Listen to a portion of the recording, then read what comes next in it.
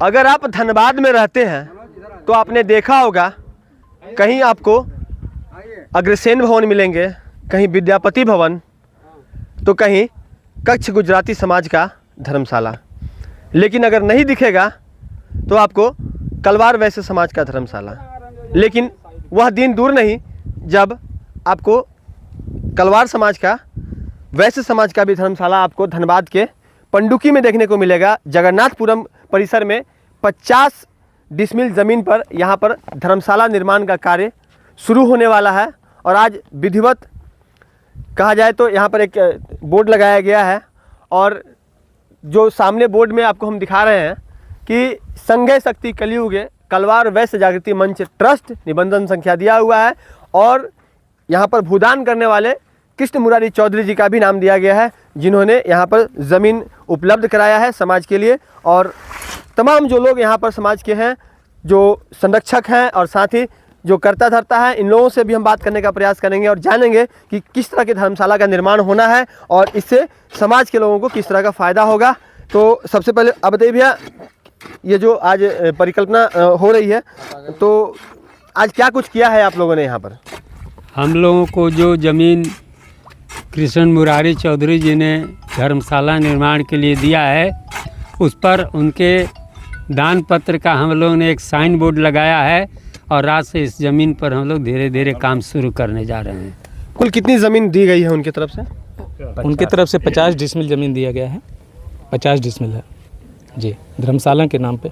तो धर्मशाला में क्या क्या सुविधाएं होंगी यहाँ पर, क्या कुछ आप लोग करने वाले हैं? यहाँ पे हम लोगों ने विचार किया है कि डुप्लेक्स टाइप का जो है, जो आज का टेक्नोलॉजी है, आज का जो निर्माण है, मतलब बहुत अच्छा से अच्छा इसमें हम लोग धर्मशाला बनाएंगे समाज के लिए, और काफ़ी सुविधा रहेगी, और वो एसी मतलब वाताकुलीन रहेगी, और काफ़ी अच्छे तरीके से हम लोग इसको बनाएंगे। बिल्कुल वातानुकूलित होगा यह धर्मशाला। और जिस तरह से लोगों ने बताया कि जो तमाम सुविधाएं आज के डेट में अत्याधुनिक युग है, अगर शादी विवाह अपने परिवार के किसी सदस्य का करना चाहते हैं तो आप चाहते हैं कि वो सर्व सुविधा संपन्न हो।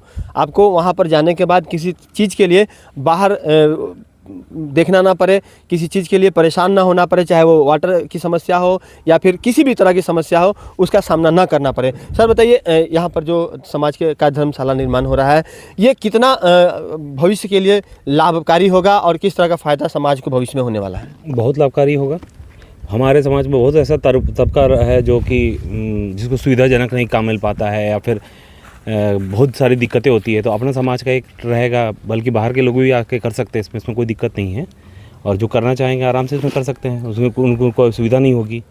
अब बाहर के कोई गरीब तबका का, हमारे समाज में कुछ निम्न गरीब तबके के लोग हैं जो नहीं कुछ कर सकते हैं, तो वो यहाँ कर आराम से अपने किस तरह की सहूलियत मिलेगी, जैसे जो गरीब तबके के लोग हैं खास करके? वो भी इस बारे में और विचार विमर्श होना बाकी है, उसके बाद ही क्लियर हो पाएगा कि इसमें किस तरह का सुविधा और प्रदान हम लोग कर सकते हैं। बिल्कुल सर, आप बताइए किस तरह से सुविधाओं से सुसज्जित होने से लोगों को परेशानी नहीं होगी? देखिए, नाम बताइए। मैं डॉक्टर एस सी प्रसाद, और मैं अभी पीसी से रिटायर किया हूँ जीवन से। सबसे बड़ी बात तो होगी यह, जो हमारा धर्मशाला होगा या सहस्त्र बाहु भगवान वीरभद्र के नाम पर जो होगी, लोगों को एक साथ जोड़ने में सबसे बड़ी भूमिका निभाएगी। समाज के जो सभी लोग दूर दूर तक फैले हुए, दूसरे एक जो जानते तक नहीं है, सबसे बड़ी सुविधा यह होगी कि सभी एक दूसरे को जानने की कोशिश करेंगे, सब लोग एक दूसरे के करीब आएंगे। यह भवन केवल सुविधा के लिए नहीं होगी, बल्कि सबों को जोड़ने का काम करेगा। एक सशक्त कलवार समाज, एक वैश्य समाज बन सकेगा, यह हमारी उम्मीद भी है, और हम लोग की कोशिश भी होगी। जो बिखरे हुए लोग हैं, जो एक दूसरे को नहीं जानते हैं, वो सभी एक मंच पर आएंगे, सभी ताकतवर बनेंगे, समाज में भी उनकी अपनी भूमिका होगी, और अपने समाज के लिए भी वो काम करेंगे। सभी तरह से सुसज्जित यह हमारा भवन होगा जो सबको सुविधा प्रदान करेगा और समाज को जोड़ेगा, काम करेगा। बिल्कुल, समाज को जोड़ना ही कहीं ना कहीं इस धर्मशाला भवन का जो निर्माण है उसका मकसद है, और लोगों को सहूलियत मिले, न सिर्फ कलवार और वैश्य समाज के लोगों को, बल्कि जो भी समाज के लोग जो इस जगह से अपने बाल बच्चों की शादी विवाह करना चाहेंगे या फिर अन्य तरह के जो कार्यक्रम करना चाहेंगे, और बहुत ही कम शुल्क में वो तमाम लोगों को उपलब्ध होगा। सर ये बताइए कि यहाँ पर जो जैसे बुनियाद वगैरह है वो कब से दिखना शुरू हो जाएगा, बाउंड्री वाल का कार्य कब शुरू होगा, कुछ है इसका? बहुत जल्द ही हम लोग दशहरा तक हम लोग इसमें इस ज़मीन पे हम लोग काम शुरू कर देंगे, और समाज के अंतिम व्यक्ति तक ये सुविधा मिले, ये धर्मशाला उनको लाभान्वित कर सके, ऐसा उद्देश्य हमारा कलवार जागृति वैश्य मंच का ट्रस्ट का है। और हम चाहेंगे कि ज़्यादा से ज़्यादा लोग इसमें जुड़े और सहभागी बने, इसको पूरा करें। कुछ अपील करेंगे लोगों से, अपने समाज के लोगों से? मेरा नाम हरेंद्र गुप्ता हुआ।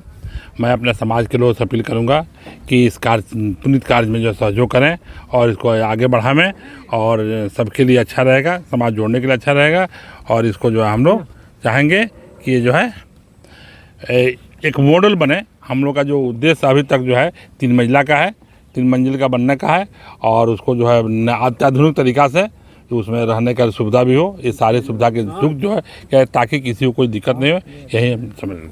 बिल्कुल, तो जिस तरह से अभी हमने आपको दिखाया कि किस तरह से आने वाले वक्त में एक भव्य भवन तैयार होगा जायसवाल कलवार जायसवाल समाज का, और साथ ही एक सोच जो है बहुत ही एक तरह से कहा जाए तो पॉजिटिव सोच के साथ इसका निर्माण होना है। लेकिन एक चीज़ जो मैं आपको बताना भूल गया, 2 दिन पूर्व शिक्षक दिवस का समय था और समाज की तरफ से कई शिक्षकों को सम्मानित किया गया। वैसे लोग भी उसमें शामिल थे जो इसी समाज से जुड़े हुए थे, और आज भी कुछ शिक्षकों को सम्मानित किया जाएगा। उन तस्वीरों को भी हम दिखाने का आपको प्रयास करेंगे। या तो सर बताएंगे कि किस तरह से आप लोगों ने कैसे ये परिकल्पना आई थी कि समाज के जो शिक्षक वृंद है उनको भी सम्मानित करना है? हम लोगों ने सोचा था कि भाई जब हम लोग इतने समाज आगे बढ़ रहे हैं तो हमारे जो समाज के जो पीछे बच्चे हैं जो नहीं उनको एजुकेशन मिल पा रहा है, तो हम लोग सारे शिक्षकों को बुला के सम्मानित किए। और हमारे समाज के शिक्षक बोले हैं कि हम अपनी सेवा भी देंगे उन बच्चों को जो बच्चों गरीब हैं, उनको अगर पैसे की वजह से नहीं पढ़ पा रहे हैं तो हम अपना योगदान देंगे उसमें।